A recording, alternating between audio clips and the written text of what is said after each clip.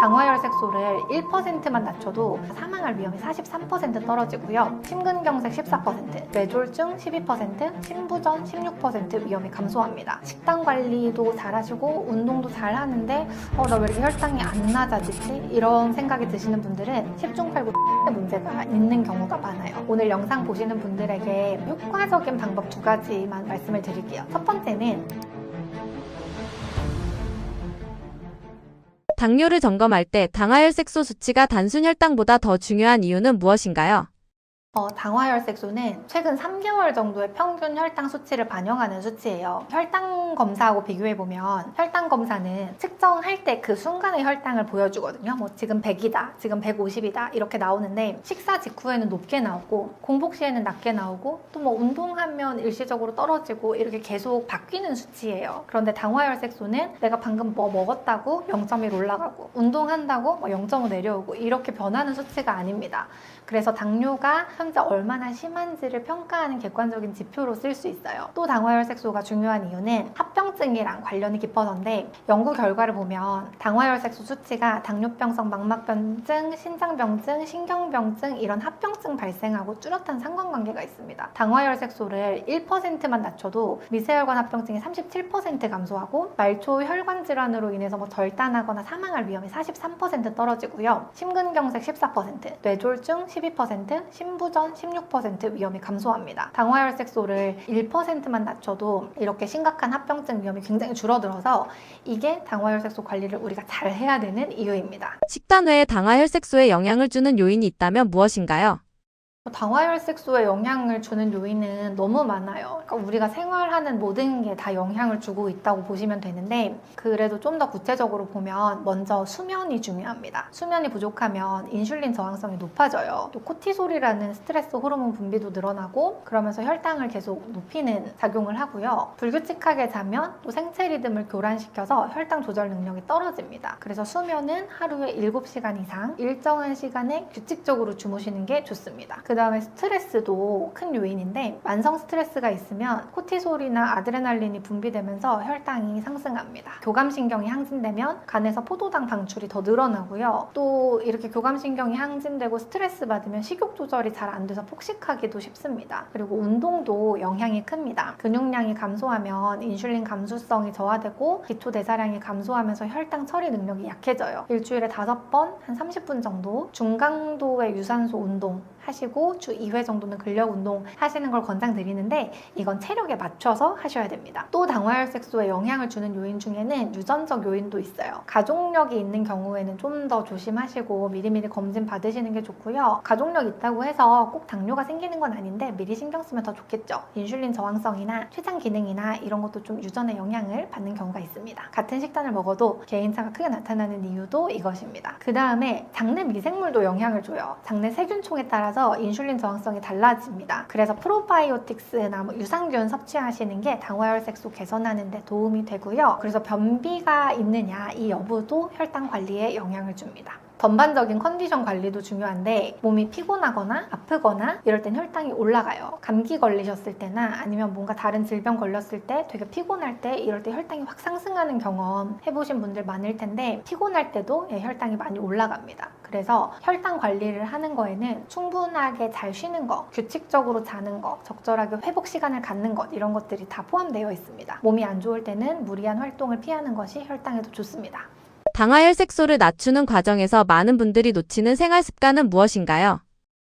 사실 이거는 사람마다 좀 달라요. 환자분의 상태를 종합적으로 고려해야 되거든요. 진료할 때 저희가 당화혈색소 수치가 현재 얼마나 높은지, 당뇨약 뭐 먹고 있는지, 체지방이 많은지 적은지, 식습관은 어떤지, 운동 얼마나 하시는지, 잠은 어떻게 자는지, 그리고 한의학적으로 체질은 어떤지, 오장육부는 어떤지 이런 걸 다 종합적으로 판단해서 그 환자분에게 가장 중요한 생활 습관부터 교정을 하는데 그래서 일괄적으로 이게 제일 좋다라고 말하기는 조금 어렵습니다. 근데 그래도 오늘 영상 보시는 분들에게 대체로 효과적인 방법 2가지만 말씀을 드릴게요. 첫 번째는 비만한 경우에는 체중 감량을 하는 게 최우선입니다. 체중만 줄여도 당화혈색소가 되게 많이 떨어져요. 비만인 경우에는 체중 감량이 되게 가장 확실하면서 빠른 방법이기 때문에 꼭 체중 감량을 해주셔야 되고, 내장 지방이 줄어들면 인슐린 저항성이 개선돼요. 그러면 혈당 조절하기 위해서 분비해야 되는 인슐린의 양이 줄어들면서 췌장 부담이 감소하고요. 실제로 체중 감량이 당뇨 치료에 되게 도움을 많이 줍니다. 나이가 들수록 체중 감량이 좀 쉽지가 않은데, 비만한 경우면 과식하지 말고 야식도 끊고 규칙적으로 운동하시고 이런 기본적인 것만 하셔도 좀 어느 정도까지는 살이 좀 빠집니다. 다음으로는 이거 모든 분들에게 효과적인 방법인데 4시간 공복 취침입니다. 4시간 공복 취침은 4시간 이상 공복 상태를 유지하고 나서 취침을 하시는 건데, 이게 혈당 감소에 굉장히 효과적입니다. 왜 4시간 공복이 중요하냐면 자기 전에 혈당이 충분히 내려가면서 혈당이 안정화된 상태에서 잠을 잘 수 있고, 소화가 완전히 끝난 상태로 자야 수면 중에 혈당 상승을 방지할 수 있고요. 밤에 간이 해독이랑 회복에 집중하는 시간이 되면서 좀 간 기능을 회복시키는 데도 도움이 됩니다. 공복 시간이 길어지면 인슐린이 더 효과적으로 작동하면서 인슐린 감소성도 좀 높아지고요. 만약에 저녁 6시에 식사하신다. 그럼 한 6시 반쯤에 식사가 끝나면 밤 10시 반에 주무시면 딱 4시간 공복입니다. 이 공복 시간에는 물 이외에는 아무것도 안 먹는 금식을 하셔야 되고요. 조금만 먹는 것도 안 됩니다. 뭐 견과류 조금, 과일 조금, 아니면 뭐 영양제나 뭐 몸에 좋은 거 조금, 이런 거 안 되고 그냥 완전 금식을 취하시면 다음날 아침에 혈당이 많이 낮아지는 거 확인하실 수 있을 거예요. 밤늦게 먹으면 수면 중에도 혈당 상승이 지속되기 때문에 야식은 메뉴 불문하고 안 드시는 게 제일 좋고, 저녁 식사 후에는 아까 말씀드린 4시간 금식 유지하셔야 됩니다. 이게 야식이 안 좋은 건 다 알고 계시는데, 나는 뭐 저녁 식사 후에 뭐를 요만큼 조금만 먹는다, 아니면 뭐 견과류 몇 조각 먹는다, 뭐 과일 하나 먹는다, 이 정도는 혈당에 뭐 별로 무리를 끼치지 않는다, 이렇게 생각하시는 분들이 되게 많으세요. 그런데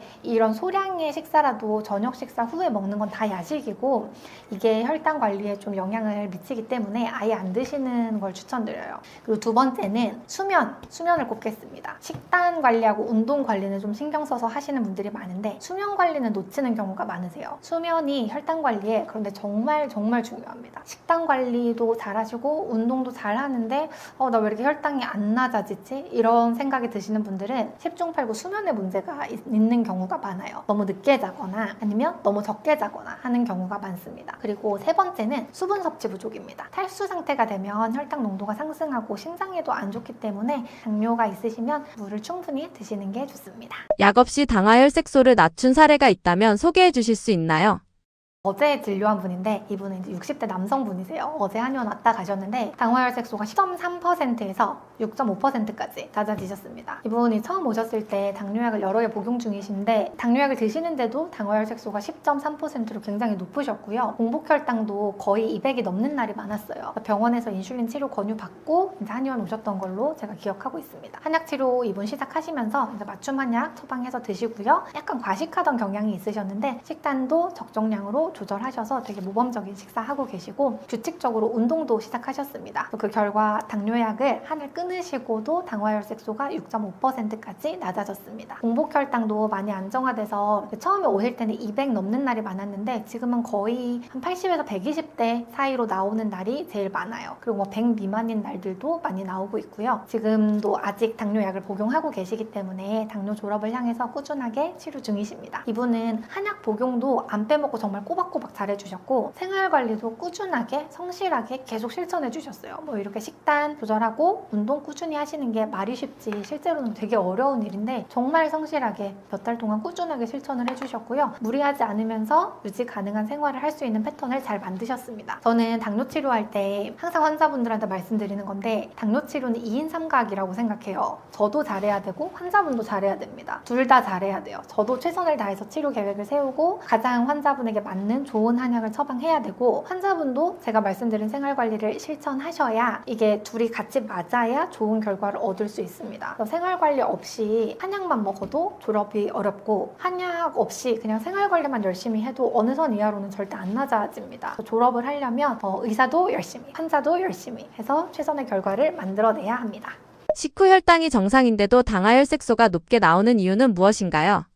식후 혈당이 정상인데 당화혈색소가 높게 나오면 다른 시간대에 혈당이 높다는 뜻이죠. 식후 혈당은 이 조절이 되는 수치예요. 그러니까 뭐 만약에 식후 혈당을 측정하기 전에 운동하거나 평소보다 좀 밥을 덜 먹거나 탄수화물을 줄이거나 이런 식으로 식후 혈당을 조절할 수가 있거든요. 이런 경우에 내가 오늘 식후 혈당은 정상이어도 당화혈색소는 되게 높게 나오는 거죠. 식후 혈당은 변동성이 되게 커서 뭐 한두 번 정상으로 나왔다고 해서 난 식후 혈당이 완전히 괜찮다 이렇게 안심하실 수가 없고, 또 식후 혈당이 항상 정상으로 나온다고 하더라도 다른 시간대, 뭐 예를 들면 공복 혈당이 되게 높거나 뭐 수면 중에 혈당이 높거나 여러 가지 경우가 있어요. 언제 혈당이 올라가는지를 찾아내려면 이런 경우에는 연속 혈당 측정기를 사용해 보는 걸 추천드립니다. 연속 혈당 측정기를 이제 몸에 달고 있으면 24시간 내내 계속 혈당 변화를 추적하기 때문에 언제 혈당이 오르는지, 뭐 내가 공복에 높은지 자는 동안 높은지 이걸 정확하게 파악하실 수가 있어요. 반대도 있습니다. 공복 혈당이 정상인데 당화혈색소가 되게 높아서 당뇨로 진단받고 놀라는 분들도 있으세요. 이런 경우는 공복은 괜찮은데 식후 혈당이나 아니면 그 외 다른 시간대 혈당이 되게 높은 케이스입니다. 이렇게 뭔가 순간의 혈당으로는 당뇨를 정확하게 진단할 수가 없어요. 당뇨가 얼마나 심한지도 알 수가 없어요. 집에서 혈당 측정기로 그냥 한두 번 재보고 나는 괜찮네, 나는 당뇨 아니네 이렇게 안심하시면 안 되고, 정확한 진단은 병원에서 당화혈색소 검사를 꼭 받아보셔야 됩니다. 당화혈색소 수치가 정상으로 돌아온 이후에는 무엇을 관리해야 하나요? 당뇨 관해를 하셨으면 그 이후에는 재발 방지하고 혈당 유지를 위해서 노력하셔야 되겠죠. 당뇨를 치료하면서 만들어 놓은 그 바른 생활 습관을 유지하시는 게 제일 좋습니다. 바른 생활 습관이 사실 당뇨 치료하는 과정에서 얻는 가장 큰 자산이라고 생각하거든요. 그런데 어떤 생활을 완벽하게 100% 지키실 필요는 없고요. 한 70% 정도 지키겠다는 마음가짐이면 될 것 같습니다. 100% 지킨다고 하면 막 너무 부담이 되고 좀 이렇게 부담스러워서 지레 포기할 수도 있는데, 70% 정도 내가 지키겠다 이렇게 생각하시면 좀 마음 편하게 유지하실 수 있을 것 같아요. 당뇨 졸업했다고 해서 갑자기 짜장면 먹고 떡볶이 매일 먹고 이러면 당뇨가 새로 생길 수밖에 없어요. 그래서 저희는 치료 중에도 평생 유지할 수 있는 식단을 지금부터 하시라고 해요. 너무 이제 탄수화물 아예 안 먹거나 이렇게 하면 치료가 끝난 다음에 다시 탄수화물 먹기 시작하면 혈당이 다시 올라버리기 때문에 평생 할 수 있을 것 같은 식단을 지금부터 건강하지만 유지할 수 있는 식단을 드시라고 말씀드립니다. 운동도 마찬가지로 졸업 후에도 꾸준히 하시는데 즐겁게 지속적으로 하시고 그러면서 근육량 잘 유지하시는 게 중요하고요.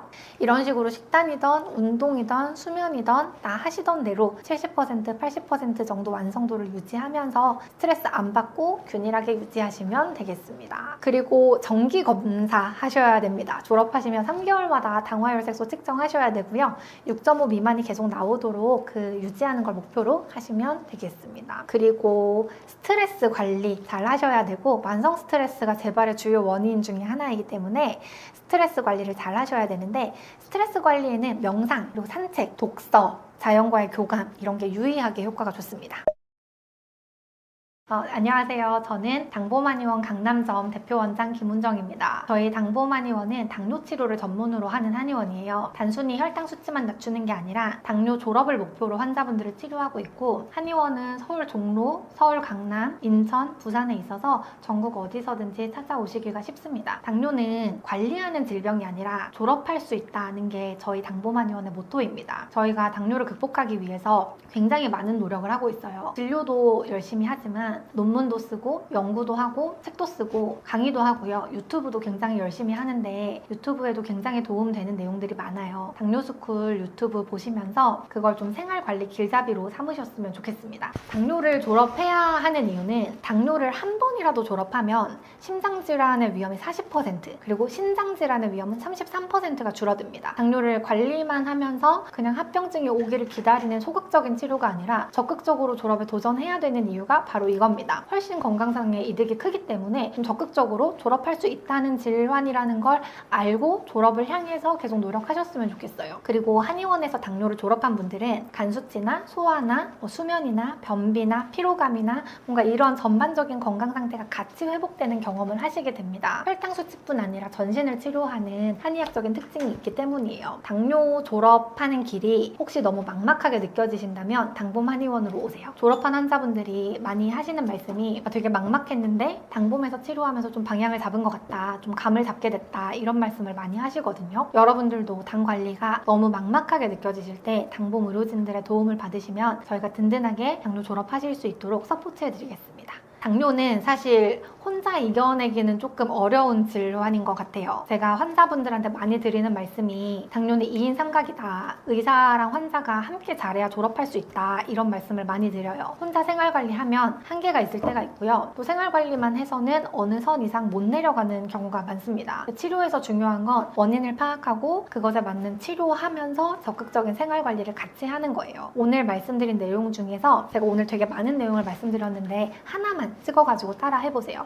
그래서 그걸 한 달간 실천해서 이게 완전히 습관이 되면 또 그 다음 달에 하나를 더 추가하고 이런 식으로 조금씩 습관을 바꿔나가면 혈당도 바뀝니다. 저희 당보마니원은 당뇨인 여러분의 당뇨 주치의가 되어드리고 개인별 맞춤 치료 계획을 세우고 함께 관리하고 치료해서 당뇨 졸업까지 동행하는 게 목표입니다. 당뇨로 고민이 많으시면 당보마니원으로 문의 주세요.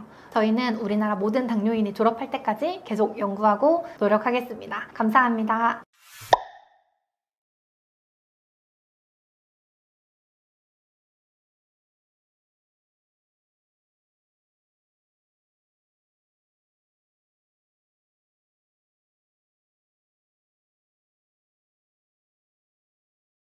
당뇨는 불치병이라는 말이 있는데요. 졸업이 가능한 병인가요? 네, 당뇨 졸업은 충분히 가능합니다. 이게 되게 많은 분들이 당뇨는 그냥 안 낫는 병이다라고 생각을 하고 계십니다. 뭐 한 번 걸리면 이거는 그냥 나을 수는 없고 평생 약 먹어야 된다. 완치는 불가능하다. 이렇게 알고 계시는 분들이 많은데요. 그래서 이제 당뇨 진단을 받으면 그냥 좀 포기하시는 분들이 되게 많은 것 같아요. 그런데 오늘 제가 여러분들한테 꼭 말씀드리고 싶은 게 당뇨는 정말로 졸업할 수 있는 병이라는 거예요. 실제로 저희 한의원에서도 많은 환자분들이 약 다 끊고 졸업하셨고요. 당뇨 졸업을 위해서는 당뇨 유형을 먼저 파악해야 되는데 내가 어떤 유형의 당뇨인지 그것부터 알아야 됩니다. 당뇨는 크게 나누면 두 가지로 나뉘는데 인슐린 분비 저하형이랑 인슐린 저항성형 이렇게 두 가지가 있어요. 인슐린 분비 저하형은 췌장에서 인슐린을 잘 못 만드는 경우입니다. 췌장 베타세포 기능이 좀 약해져서 인슐린을 필요한 만큼 충분히는 만들지 못하는 상태예요. 이게 주로 마른 체형의 당뇨 환자분들이 이런 인슐린 분비가 좀 부족한 경우가 많고요. 또 한국인이 원래 서양인에 비해서 선천적으로 췌장 크기가 작아요. 또 기능도 더 약해요. 같은 체중에 같은 조건의 췌장을 가진 한국인과 서양인을 비교해보면 기능이 더 떨어집니다. 그래서 서양식 기준의 관리법으로는 좀 뭔가 한국인에게 맞는 방법은 아닌 부분들이 있어요. 췌장에서 인슐린 분비가 잘 되는지 확인하는 C펩타이드 검사라는 게 있는데 이거 피검사 해가지고 확인할 수 있는 거거든요. 요거를 주기적으로 받으시고 그 다음에 생활 관리도 하고 좀 필요하시면 한약 복용도 병행하시고 그러면 좋습니다. 인슐린 저항성형은 인슐린은 비교적 잘 분비가 되는데 세포가 인슐린에 반응을 잘 못하는 경우, 인슐린 저항성이 높은 경우입니다. 이거는 비만형 당뇨 환자한테 더 많이 나타나고요. 인슐린 저항성을 낮추는 생활관리, 또 그거에 맞는 한약 복용을 하는 게 핵심입니다. 이렇게 두 가지 유형이 같은 당뇨여도 치료 방향이나 생활관리가 완전히 달라집니다. 인슐린 분비 저하형은 당연히 췌장 기능을 좀 회복시켜가지고 인슐린 분비를 좀 늘리는 방향으로 이렇게 방향을 잡고요. 인슐린 저항성형은 인슐린은 좀 충분하니까 체중 감량하고 인슐린 저항성을 낮출 수 있는 생활 관리하고 한약도 복용하고 이렇게 전부 인슐린 저항성을 낮추는 방향으로 치료 계획을 잡게 돼요. 그래서 정확한 진단이 중요하고 그에 맞는 맞춤 치료를 받으셔야 효과가 좋습니다. 무조건 똑같은 방법으로 치료하면 안 돼요. 본인의 당뇨 유형에 맞는 치료를 해야 졸업 가능성이 높아집니다. 당뇨 졸업은 당화혈색소가 6.5% 미만이고 약 복용 없이 이 수치가 3개월 이상 유지되면 당뇨 졸업이다 라고 표현을 하는데 제가 당뇨 환자분들을 치료하면서 느끼는 건데 당뇨가 좋아지는 과정에서 당뇨 수치뿐만이 아니라 전체적인 건강 상태가 같이 좋아집니다. 당뇨를 치료하러 오셨는데 치료를 하다 보면 체중도 정상화되고 피곤하던 것도 좋아지고 예전에는 소화가 맨날 안 되고 더부룩한 게 있었는데 그것도 개선되고 예전에는 잠을 잘 못 자고 중간에 여러 번 깼는데 이제는 잠을 깊이 잘 자게 하게 되고 전반적으로 활력도 생기고 또 당뇨를 치료하면서 고혈압이나 고지혈 같은 이런 다른 증상들도 같이 좋아지기도 합니다. 이 당뇨만 졸업하는 게 아니라 삶의 질 자체가 되게 좋아지는 거예요. 실제로 저희 졸업하신 분들 보면 당뇨 때문에 병원 왔는데 이것도 좋아지고 저것도 좋아졌다 이렇게 말씀하시거든요. 이게 전인적인 치료를 하는 한의학의 특징인 것 같습니다. 졸업자 인터뷰 영상을 꼭 보세요. 저희가 운영하는 당뇨스쿨에 가시면 실제로 당뇨 졸업하신 분들의 인터뷰 영상을 쭉 올려놨거든요. 그러면 거기에 어떻게 졸업하셨는지, 어떤 과정을 거치셨는지, 또 어떻게 달라졌는지 이런 생생한 이야기를 들으실 수가 있어요. 제가 당뇨 졸업자 인터뷰 보시라고 하는 이유가 영상 보시면 나도 할 수 있겠다, 나도 저렇게 하고 싶다 이런 희망이 생기십니다. 정리하면 당뇨 졸업은 충분히 가능하다. 본인의 당뇨 유형을 파악하고 그에 맞는 치료를 받으면서 적극적인 생활 습관까지 개선을 같이 하면 충분히 졸업할 수 있다. 그리고 졸업과 함께 전반적인 건강이나 삶의 질이 함께 좋아진다는 점을 오늘 꼭 말씀드리고 싶었습니다. 당뇨 관리에서 체중 10% 감량이 중요하다고 하는데 그 이유는 무엇인가요? 체중 10% 감량은 대단히 중요한데 이건 비만이거나 과체중인 경우에만 해당하는 이야기예요. 마른 경우에는 살 빼시면 안 되고 오히려 근육량을 늘리셔야 됩니다. 그리고 정상 체중인데 체중은 정상이어도 만약에 내장 지방이 많거나 지방간이 있거나 하시면 체중 감량에 도움이 많이 되고요. 정상 체중인데 내가 뱃살이 좀 있다 이러면 체중 감량 하시는 게 좋습니다. 본론으로 들어가서 비만이나 과체중인 당뇨 환자에게 체중 10% 감량은 되게 중요한데 이게 왜 중요하냐면 그 가장 강력한 비약물적 치료 방법이에요. 이게 한 867명을 대상으로 연구한 게 있는데 당뇨 진단하고 첫 1년 이내에 체중을 10% 감량한 사람들이 당뇨 관해하는 경우가 1.77배 더 많았습니다. 그리고 1년에서 5년 이내에 체중을 10% 감량한 사람들도 관해 가능성이 2.43배 더 높았습니다. 그러니까 언제 감량을 하든 그 감량한 기간에 상관없이 체중 감량 자체가 관해에 굉장히 도움이 많이 됩니다. 조금이라도 체중을 감량하는 게 혈당을 낮추는 데 도움이 많이 되기 때문에 비만 당뇨라면 한 달에 2-3kg 정도 감량을 목표로 하면서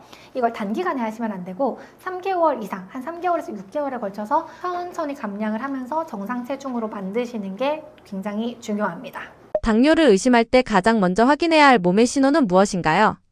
당뇨는 증상이 없어요. 당뇨는 초기에는 증상이 거의 없습니다. 아예 없다고 봐도 되고 혈당이 조금 높은 정도로는 증상을 못 느낍니다. 그래서 대부분 발견하는 경로가 건강검진에서 우연히 발견하시고 그래서 되게 놀라세요. 당뇨로 인한 증상을 뭔가 내가 느꼈다 그러면 혈당이 엄청 높은 겁니다. 저희도 이제 당뇨 때문에 뭔가 특정 증상을 느껴가지고 혈당 검사를 하러 왔다 하시면 이미 혈당이 굉장히 높은 상태에서 한의원에 오시는 분들이 많아요. 혈당이 많이 높을 때 나타나는 증상은 대표 증상이 3다 증상이 있습니다. 다음, 다뇨, 다식인데 다음은 물 많이 마시는 거, 다뇨, 소변을 자주 보는 증상, 다식, 많이 먹는 증상입니다. 그 외에 이유 없이 되게 피곤하다, 손발이 저리거나 뭔가 손발의 감각 이상이 느껴진다, 상처가 예전보다 되게 오래 간다, 눈이 침침하다, 잇몸 질환이 뭔가 생겼다 이런 증상들도 이거는 좀 사람에 따라서 나타나는 경우도 있고 나타나지 않는 경우도 있습니다. 당뇨는 증상이 없기 때문에 계속 정기적으로 검사를 받는 게 중요합니다. 당뇨 검사는 40세 이상이면 2년에 한 번, 50세 이상이면 1년에 한 번 이 정도 받으시는 게 좋은데 고위험군이면 더 자주 받으셔야 돼요. 고위험군이 어떤 분들이냐면 비만인 경우, 그리고 가족력이 있는 경우, 임신성 당뇨, 임신했을 때 당뇨 임당 있으셨던 분들,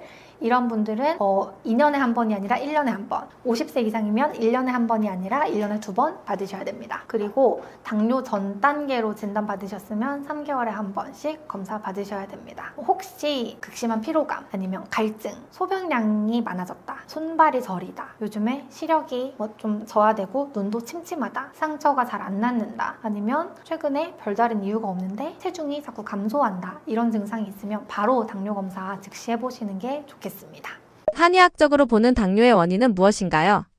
한의학에서는 당뇨의 원인을 크게 3가지 장부의 문제로 보는데요. 첫 번째가 간입니다. 간은 혈당을 저장하거나 방출하는 과정을 통해서 혈당을 조절하는데 간 기능이 저하되면 이런 혈당 조절 과정이 좀 불안정해지면서 혈당도 불안정해집니다. 특히 당뇨 발저림하고 또 간이 되게 관련이 깊어서 당뇨가 있으면 반드시 꼼꼼하게 체크해야 하는 상부입니다. 그리고 두 번째는 심장이에요. 이 스트레스를 받거나 불안하면 혈당이 높아지는데 한의학적으로 심장 기능이 약한 사람이 이런 상태에 놓이기 쉽다고 보거든요. 이런 분들은, 심장이 약한 분들은 가슴이 두근거리거나 스트레스를 굉장히 쉽게 받고 별일 아닌 것에도 스트레스를 많이 받고 예민하고 불면증이 좀 같이 있는 이런 분들이 많습니다. 세 번째는 소화기인데 한의학적으로는 비위라고 해요. 특히 식후혈당하고 좀 관계가 깊은 장부입니다. 체하면 혈당이 되게 높아져요. 경험하셨을 수도 있는데 체했을 때 아니면 내가 지금 소화 안 될 때 딱 혈당 재보면 많이 높아져 있습니다. 소화 기능이 좋지 않은 당뇨인이 이렇게 좀 자주 체하기도 하고 좀 더부룩함을 자주 느끼기도 하시는데요. 소화 기능이 좋지 않으면 특히 식후혈당이 잘 조절이 안 됩니다. 이런 분들은 항상 소화가 안 돼서 좀 더부룩해 하거나 아니면 속이 쓰리거나 명치 부분에 좀 이렇게 통증이 있거나 답답한 이런 증상이 있는 경우가 많아요. 이런 경우에는 음식의 당지수보다 소화가 잘 되는 음식을 먹는 게 더 중요합니다.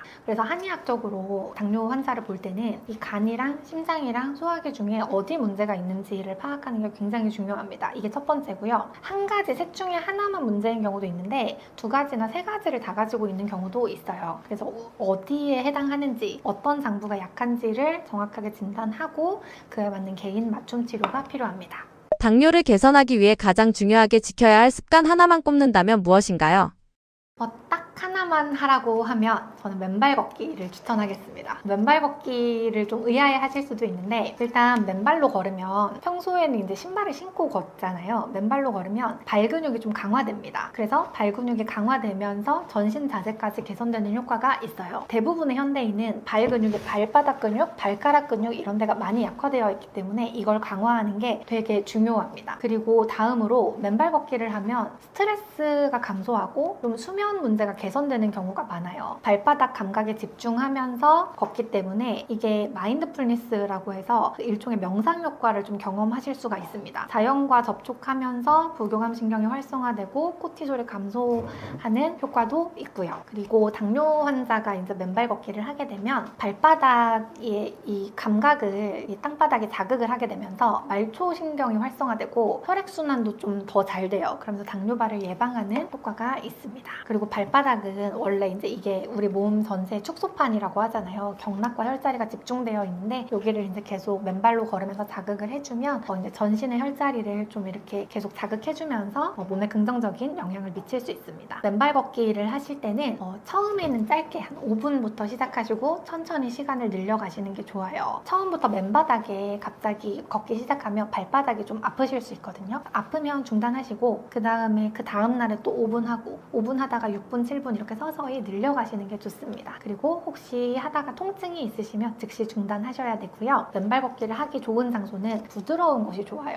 잔디밭이나 아니면 흙길, 황토길 이런 곳이 좋고 학교 운동장도 좋습니다. 요즘에는 지자체에서 그 맨발 걷기용 황토길을 많이 조성을 해놔서 사실 그런 곳에서 하는 게 가장 안전한데 걸으실 때 맨발 걷기를 하실 때는 발에 상처가 나지 않는 게 가장 중요합니다. 부드러운 곳에서 하셔야 되고 이 걸으면서 바닥에 혹시 쓰레기나 깨진 병이나 나뭇가지나 자갈이나 이런 것 때문에 발에 상처가 날 수 있으니까 그런 게 없는지 잘 육안으로 보시면서 조심해서 걸으시는 게 중요합니다. 당뇨에 굉장히 좋은 운동인데 만약에 맨발 걷기를 하다가 발에 상처가 나면 또 당뇨인에게는 굉장히 안 좋기 때문에 발에 상처나 염증이 있는 경우에는 맨발 걷기 하시면 안 되고요. 신경병증으로 인해서 발 감각이 너무 둔한 경우 이런 경우에도 맨발 걷기가 굉장히 위험합니다. 상처가 나도 아예 느낄 수가 없기 때문에 이런 경우는 하지 않으시고 상처가 나는 거에 주의하시면서 실천하시면 당뇨에 굉장히 좋은 운동입니다. 안녕하세요. 저는 당보만의원 강남점 대표원장 김은정입니다. 저희 당보만의원은 당뇨 치료를 전문으로 하는 한의원이에요. 단순히 혈당 수치만 낮추는 게 아니라 당뇨 졸업을 목표로 환자분들을 치료하고 있고 한의원은 서울 종로, 서울 강남, 인천, 부산에 있어서 전국 어디서든지 찾아오시기가 쉽습니다. 당뇨는 관리하는 질병이 아니라 졸업할 수 있다는 게 저희 당보만의원의 모토입니다. 저희가 당뇨를 극복하기 위해서 굉장히 많은 노력을 하고 있어요. 진료도 열심히 하지만 하지만 논문도 쓰고 연구도 하고 책도 쓰고 강의도 하고요. 유튜브도 굉장히 열심히 하는데 유튜브에도 굉장히 도움되는 내용들이 많아요. 당뇨스쿨 유튜브 보시면서 그걸 좀 생활관리 길잡이로 삼으셨으면 좋겠습니다. 당뇨를 졸업해야 하는 이유는 당뇨를 한 번이라도 졸업하면 심장질환의 위험이 40% 그리고 신장질환의 위험은 33%가 줄어듭니다. 당뇨를 관리만 하면서 그냥 합병증이 오기를 기다리는 소극적인 치료가 아니라 적극적으로 졸업에 도전해야 되는 이유가 바로 이겁니다. 훨씬 건강상의 이득이 크기 때문에 좀 적극적으로 졸업할 수 있다는 질환이라는 걸 알고 졸업을 향해서 계속 노력하셨으면 좋겠어요. 그리고 한의원에서 당뇨를 졸업한 분들은 간 수치나 소화나 수면이나 변비나 피로감이나 뭔가 이런 전반적인 건강 상태가 같이 회복되는 경험을 하시게 됩니다. 혈당 수치뿐 아니라 전신을 치료하는 한의학적인 특징이 있기 때문이에요. 당뇨 졸업하는 길이 혹시 너무 막막하게 느껴지신다면 당봄 한의원으로 오세요. 졸업한 환자분들이 많이 하시는 말씀이 되게 막막했는데 당봄에서 치료하면서 좀 방향을 잡은 것 같다, 좀 감을 잡게 됐다, 이런 말씀을 많이 하시거든요. 여러분들도 당 관리가 너무 막막하게 느껴지실 때 당봄 의료진들의 도움을 받으시면 저희가 든든하게 당뇨 졸업하실 수 있도록 서포트해드리겠습니다. 당뇨는 사실 혼자 이겨내기는 조금 어려운 질환인 것 같아요. 제가 환자분들한테 많이 드리는 말씀이 당뇨는 2인 삼각이다. 의사랑 환자가 함께 잘해야 졸업할 수 있다. 이런 말씀을 많이 드려요. 혼자 생활관리하면 한계가 있을 때가 있고요. 또 생활관리만 해서는 어느 선 이상 못 내려가는 경우가 많습니다. 치료에서 중요한 건 원인을 파악하고 그것에 맞는 치료하면서 적극적인 생활관리를 같이 하는 거예요. 오늘 말씀드린 내용 중에서 제가 오늘 되게 많은 내용을 말씀드렸는데 하나만 찍어가지고 따라 해보세요. 그래서 그걸 한 달간 실천해서 이게 완전히 습관이 되면 또 그 다음 달에 하나를 더 추가하고 이런 식으로 조금씩 습관을 바꿔나가면 혈당도 바뀝니다. 저희 당봄한의원은 당뇨인 여러분의 당뇨 주치의가 되어드리고 개인별 맞춤 치료 계획을 세우고 함께 관리하고 치료해서 당뇨 졸업까지 동행하는 게 목표입니다. 당뇨로 고민이 많으시면 당봄한의원으로 문의 주세요. 저희는 우리나라 모든 당뇨인이 졸업할 때까지 계속 연구하고 노력하겠습니다. 감사합니다.